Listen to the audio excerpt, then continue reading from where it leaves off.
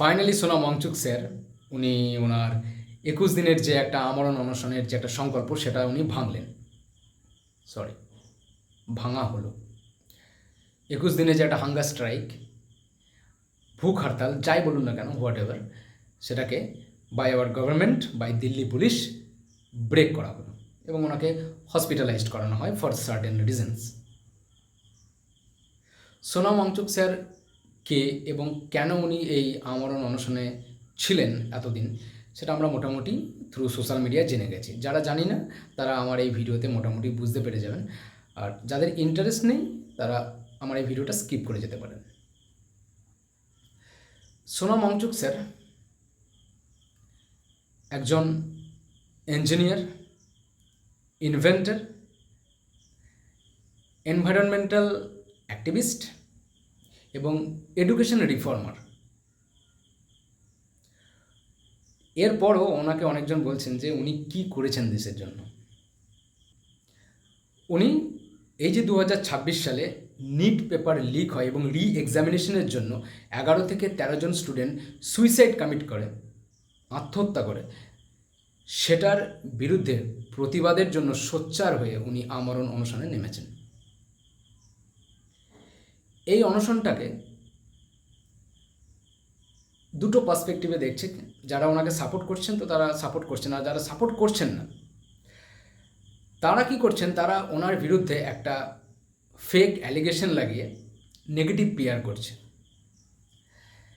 একটা different kind of narrative use করে একটা ফেক পিআর সার্কুলেট করা হচ্ছে। তো আমি বিষয়টা অনেক দিন ধরেই দেখছি এবং এটার সত্যতা কী সেটা যাচাই না করে আমি কিছু লিখিও নি। তো সেটা মোটামুটি রিসার্চ করার পর আমি আমার ওপিনিয়নটা এই ভিডিওর মধ্যে রাখব। আপনারা এর আগে আমাকে আমার নাচ গান এবং অন্যান্য যে এন্টারটেনমেন্ট অ্যাক্টিভিটিস সেটাতে আমাকে দেখেছেন, কখনো এরকমভাবে ভিডিও বানাতে দেখেননি এবং আমি করিও নি।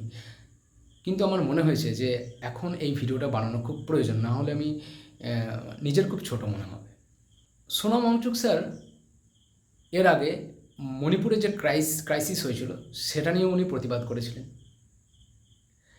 লাদাখে যে স্টেটহুড প্রবলেম, এনভায়রনমেন্টাল যে প্রবলেম, সেগুলো নিয়েও উনি কিন্তু প্রোটেস্ট করেছেন। এর আগেও কিন্তু উনি 21 দিনের একটা হাঙ্গার স্ট্রাইকে ছিলেন এবং এখনও, যেখানে একটা ডেড কান্ট্রি বলা যেতে পারে আমাদের এখন, সেখানে এরকম একটা মানুষ নিজের জন্য নয়, ইন্ডিয়ার ইউথদের জন্য, ইন্ডিয়ার স্টুডেন্টসদের জন্য আমরণ অনশনে নেমেছেন।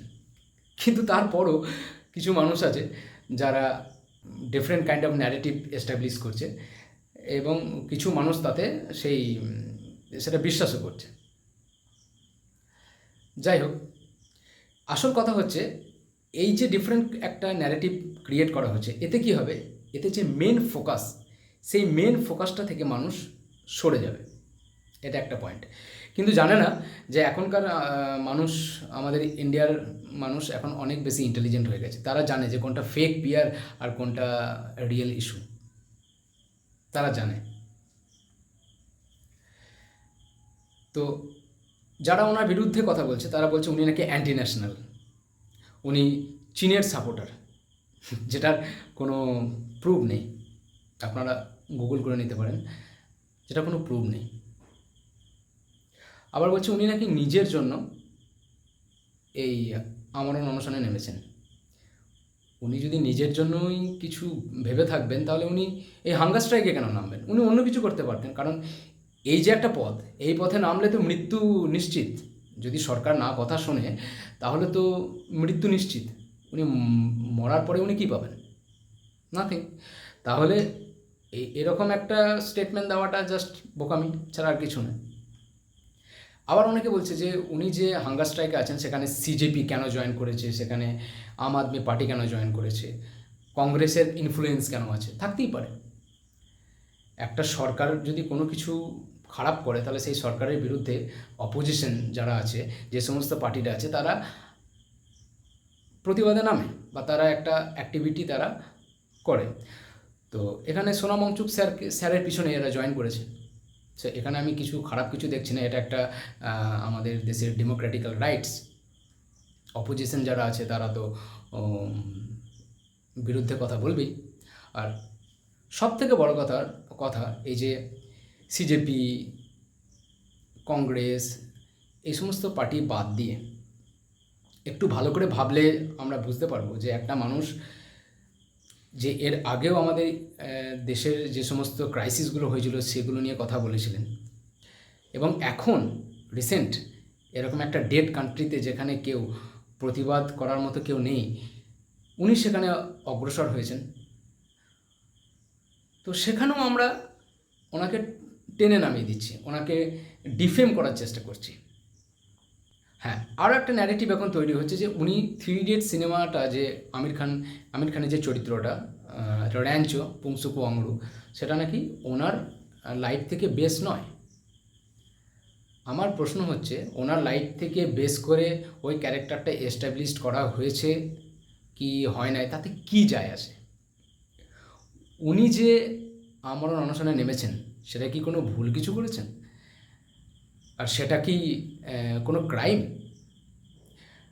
যদি সেটা ভুল কিছু না হয়, ক্রাইম যদি না হয়, এবং সেটা আমাদের দেশের ডেমোক্রেসিকে যদি বাঁচিয়ে রাখে, তাহলে তো সেখানে আমাদের ওনাকে সাপোর্ট করা দরকার। ফিজিক্যালি আমরা সাপোর্ট করতে না পারি, বাট মেন্টালি তো আমরা ওনাকে সাপোর্ট করতে পারি থ্রু সোশ্যাল মিডিয়া প্ল্যাটফর্মস। এখন নিউজ চ্যানেলে কী দেখাচ্ছে যে মেলোডি চকলেট কতটা টেস্টি, ইউটিউবাররা যারা আছেন তারা তাদের বার্ষিক আয় কত, এই সমস্ত বুলশিট খবরগুলো এখন সার্কুলেট করানো হচ্ছে। সরকার যদি কোনো ভুল নাই করে থাকে, তাহলে এই এই যে এত বড় একটা ইস্যু যেখানে সোশ্যাল মিডিয়া তোলপাড় হচ্ছে, সেই খবরটাকে কেন সার্কুলেট করা হচ্ছে না? তারপর ওনাকে কেন জোরপূর্বক ওনার হাঙ্গার স্ট্রাইকটাকে রদ করে দেওয়া হলো? তো এটা কি আমাদের ডেমোক্রেটিক্যাল কান্ট্রির এক্সাম্পল? এটা তো ডিক্টেটরশিপ হয়ে গেল। আর এর আগেও আমাদের দেশে অনেক হাঙ্গার স্ট্রাইক হয়েছে, এবং সেই হাঙ্গার স্ট্রাইকে সরকার শোনেও নি, এবং মারাও গেছে। সব রকমই হয়েছে, সব রকমই ইনস্ট্যান্সেস আছে। কিন্তু কখনো এরকম আমি শুনিনি যে ইংরেজের আমলে হয়েছে, যখন কেউ হাঙ্গার স্ট্রাইকে ছিল তখন তাকে জোর করে নিয়ে এসে তার মুখে খাবার ভরে দেওয়া, তাকে জল খাওয়ানো, কাইন্ড অফ অ্যাক্টিভিটিস কিন্তু করানো হয়েছে। বাট আফটার ইন্ডিপেন্ডেন্স এরকম আমি শুনিনি। সেখানে সরকার নিজে আসতো, কেউ যদি হাঙ্গার স্ট্রাইকে নামতো তো সরকার সেখানে নিজে আসতো এবং এসে তার যে আর্জি, তার যে উক্তি, সেটা শুনতো এবং সেটাকে ফুলফিল করার চেষ্টা করতো। কিন্তু ওনার বেলাতে তা হলো না।